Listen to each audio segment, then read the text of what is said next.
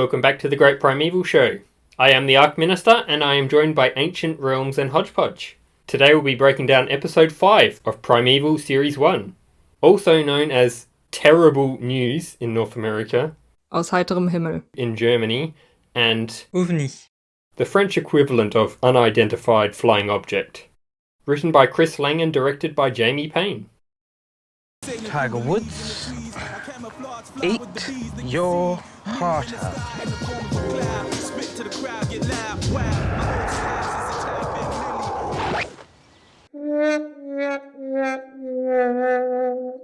After several failed swings, golfer Andy finally manages to land a swing, but the ball lands in a pond. Under the water there's a skull, which in the novelization of this episode confirms is a deer, and confirms that it was killed by the Neurognathus swarm. This would suggest that the anomaly has been open for some time. Jeff, I mean, you could have got your own buggy. You didn't have to be such a tightwad, did you? Oh, come on. Give us a lift. Come on, hurry up.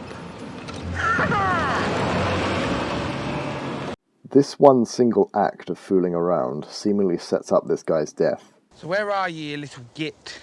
Whilst looking for the ball, the golfer cuts his hand and foolishly flings it so that a small amount of blood hits a tree.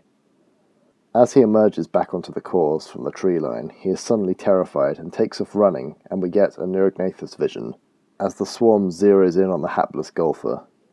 The way the camera pans and sways towards him suggests some large aerial predator is the culprit. These pterosaurs must be very strong to be able to lift him clean off his feet. Jeff finds him minutes later. These pterosaurs are ravenous. Ironically, the pterosaurs probably ate his heart out. Connor has deliberately turned up the thermostat for a chance to see more of Abby. Luckily, there's only 2 more episodes of Creepy Connor. Phew. Connor is playing the Elder Scrolls IV Oblivion here, and is reminded of Tom when his name appears on screen. The picture frame of Tom, Duncan and Connor from the last episode is seen hanging on the wall. The picture also changes colour from yellow and blue to normal colour and back again. Abby apparently attends yoga classes. Abby points out that Connor is still there a month later, which confirms that this episode takes place 1 month after episode 4. Very Jaws-esque music is used in the pteranodon theme. 4 hours? I told her to seal the perimeter, not dry stone wall it. 4 hours to clear the golf course? Are they short-staffed or forced to search every hole on foot? The mental image of soldiers riding in golf carts just came to mind, and it's fantastic. Look, I think I should warn you, Lester's getting impatient. Thinks you cause more problems than you solve. This is the first episode where Lester is not present, and it's the only one of Series 1.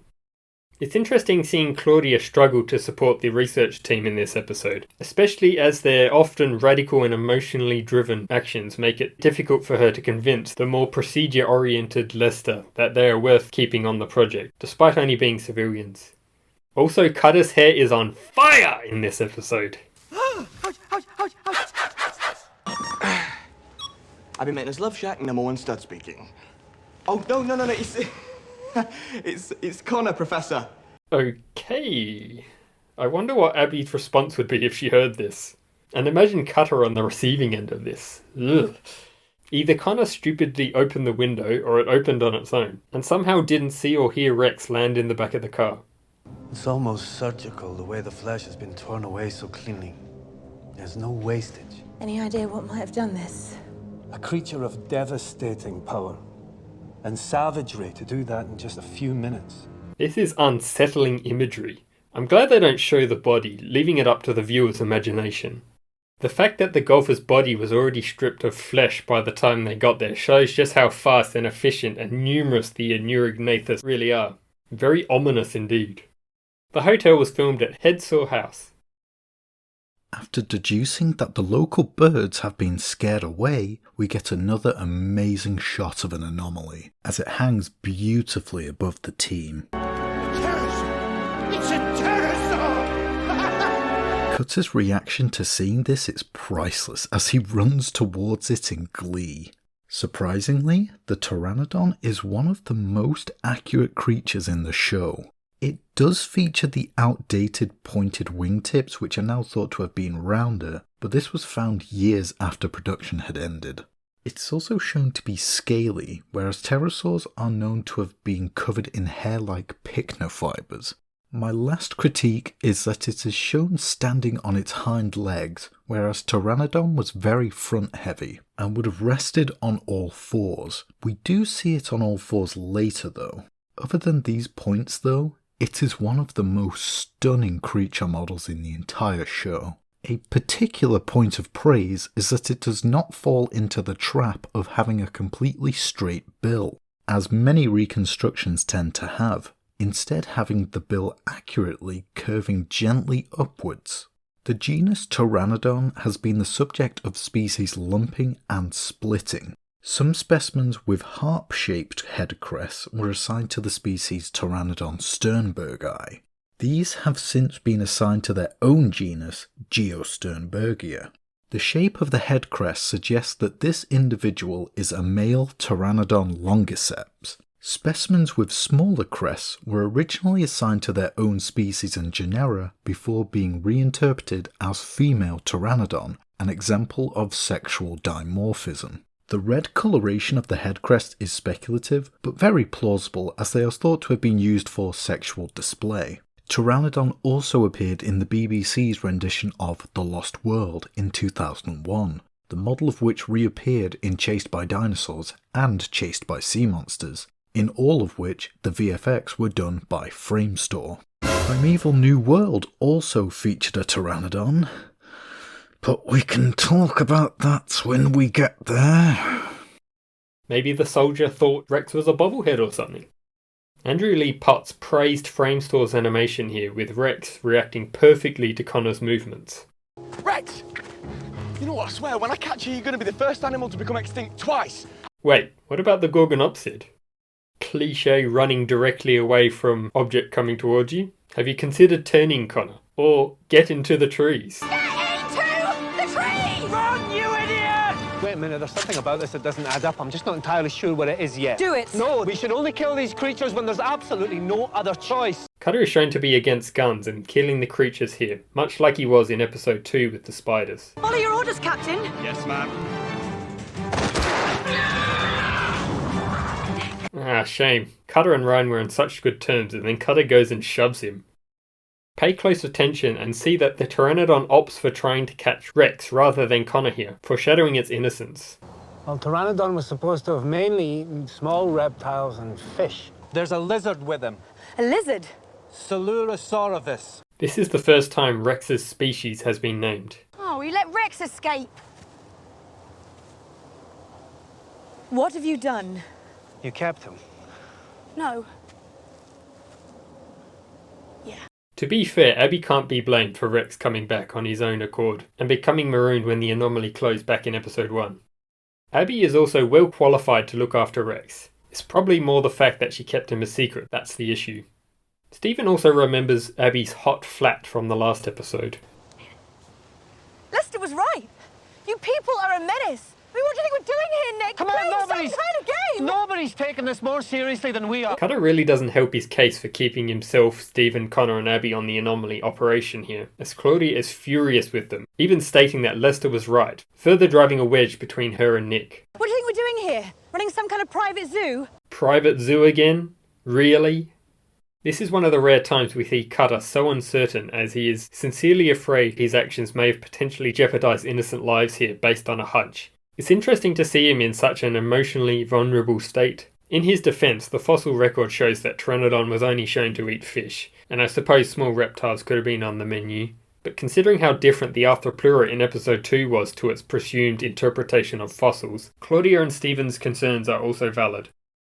Seems like Connor just gave up trying to catch Rex. Perhaps lost him in all the confusion? Silly farce. Classic Cutter line. Can I keep him? Yes, but only for 2 more series. After that, he's only allowed to make guest star appearances. You'd better bloody find him first. Finding him, I'm finding him. This is later called back in Series 5, Episode 2. Finding it, I'm finding it. Locating the Pteranodon in this manner marks the first time the Anomaly operation utilizes satellite imaging. In the new timeline, the Ark would later go on to create the Anomaly detection device, which utilizes satellite navigation. So apparently it is Saturday. Despite people presumably being off for the weekend, nobody seems to have noticed a giant pterosaur flying overhead. Kind of impressive just how much sooner they got there than the special forces. Maybe Ryan and his troops got stuck in traffic or roadworks or something. Why they call them roadworks when there's never any work going on? The gravity on this building must be greater, as Cutter's hair has deflated to its Series 2 position. Convenient red shirts are convenient. Similar to how Nigel distracts the Protoceratops with a red flag in Chased by Dinosaurs, Cutter uses Steven's red shirt to lure the Pteranodon back. More Special Forces comedy, same as the last episode? Looks like Steven's scars from the arthropleurobite have healed now. Another scene which is later repurposed for Jurassic World, where the Pteranodon slides towards the characters before coming to a halt. The tension between Cutter and Claudia that's been building up this entire episode, and since episode 3, comes to a head here, as Claudia is visibly upset and angry, stating that, That is it, Cutter. No more favors. From now on, we do this my way. I take the decisions. she probably would have phoned Lester there and then if the Pteranodon hadn't knocked her out. I always wanted to see this shot without the CGI. Hopefully Lucy Brown didn't give herself whiplash. I wonder how they got the Pteranodon off the roof to the ground. Like, honestly, think of the logistics here. Perhaps the Special Forces managed to carry it down the stairs wrapped in a tarp like we see later? Presumably they didn't just chuck it off the roof. He's a lizard, not a golden retriever. He's not a lizard. Whatever. If Rex can in fact recognise human voices, it would be another example of him having much greater intelligence than most reptiles. This episode really solidifies that despite his general haphazard nature, Connor does care for Rex and is his co-owner alongside Abby. Claudia sees visions of the Pteranodon coming towards her as she begins to wake up. First signs of stress taking over. She stands up with a jolt and steps in a blood bag. I wonder what ER shows Cutter has watched. Perhaps Casualty and Holby City exist in the Primeval universe. Does anything feel odd at all? Just the one thing. What? I can't see anything.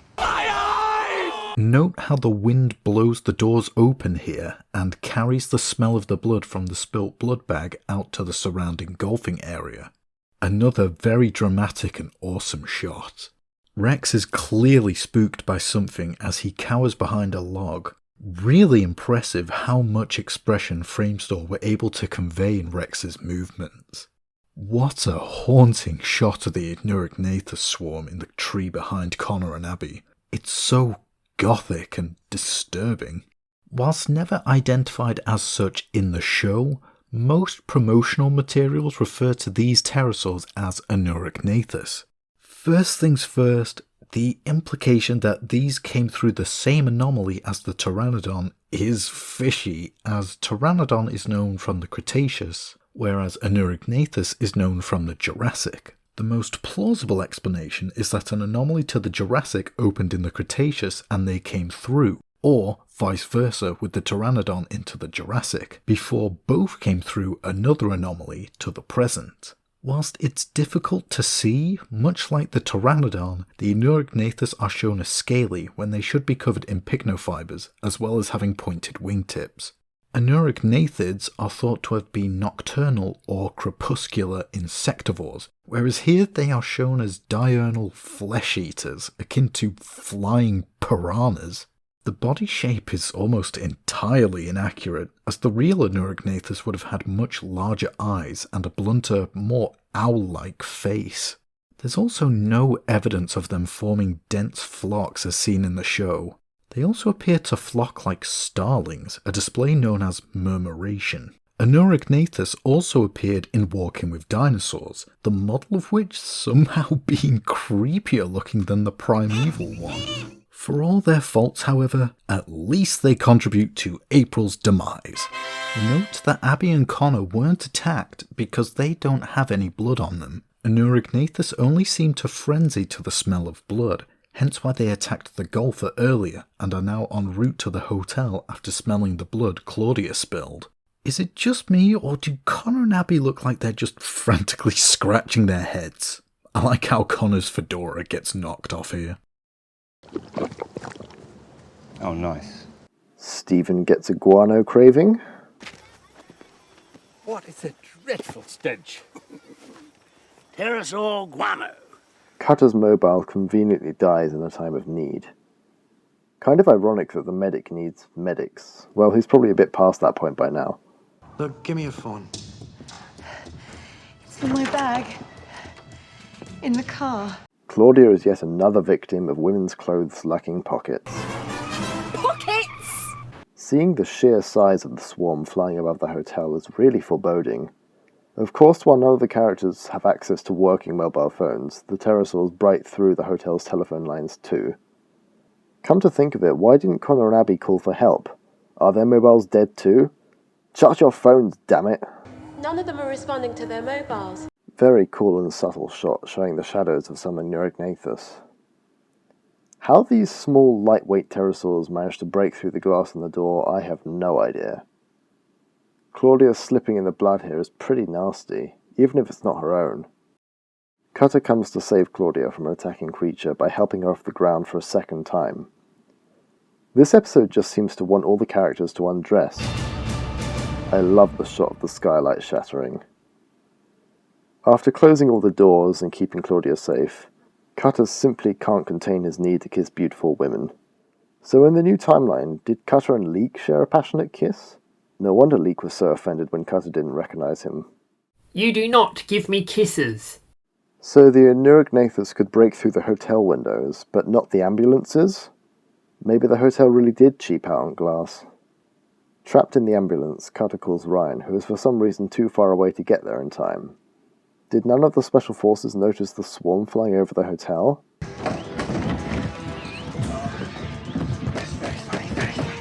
Burn kit. Yes, very funny.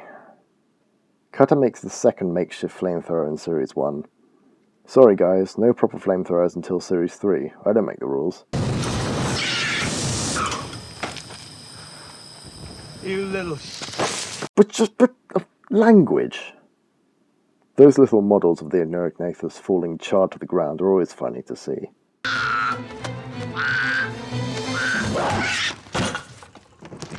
Hole in one! Love how Claudia is better at golf with concussion and impaired vision than the golfers at the beginning of this episode. Claudia vision. Curious how Helen managed to get here. Presumably she didn't use the anomaly that the pterosaurs came from. Otherwise she would have fallen through and at least sprained her ankle. What are you going to be doing? Cooking! Rev up those fryers! I really hope Nick was the chef in the Cutter household. This is probably the highest creature death count so far. Gotta love that running away from explosion cliché. Ironically, both times we see explosions in Primeval, not only was it a Cutter running away from it, but Helen was the cause both times. Saving Claudia was a very rare, if not the only act of kindness from Helen. I really love this wild card aspect of Helen before they made her evil in Series 3 and somewhat Series 2. However, it's likely she only did this so that the Home Office team would feel like they owed her one, and or to lead them into a false sense of security regarding her.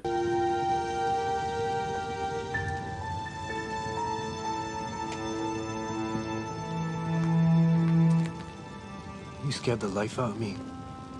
Excellent acting by Douglas Henshaw here, as you can see the shock, then relief on Cutter's face. Helen saved me. Whilst he's developed feelings for Claudia, he's never going to be truly over Helen. It's unclear where Helen went after this, but possibly back to the Permian. What?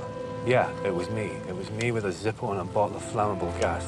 Abby and Connor talk out their differences, and Connor is allowed to stay at her flat. As a friend. We get our first hint of Abby and Connor maybe being more than just friends here.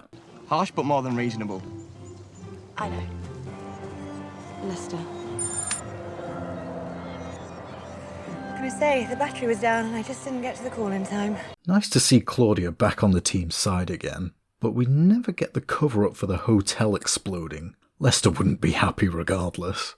Cutter history book? Sadly, any documents he would be in would be government files and top secret. It's here where we get a sense of just how enormous the pteranodon is as it spreads its wings and prepares to take flight. The pteranodon sure cut it close with the Anomaly closing. We'll see the results of an Anomaly actually closing on a creature in Series 2.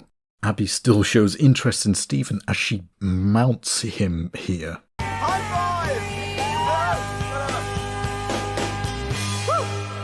Sorry Connor, you're not cool enough for that.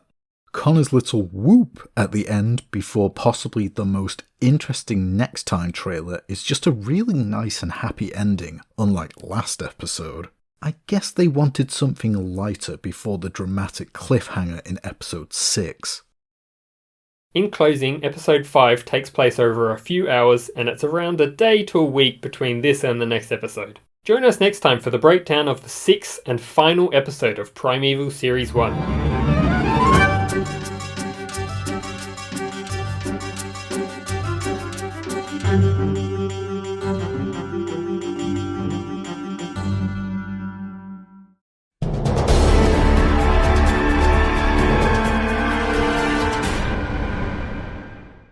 Unfortunately, I don't look like Harrison Ford.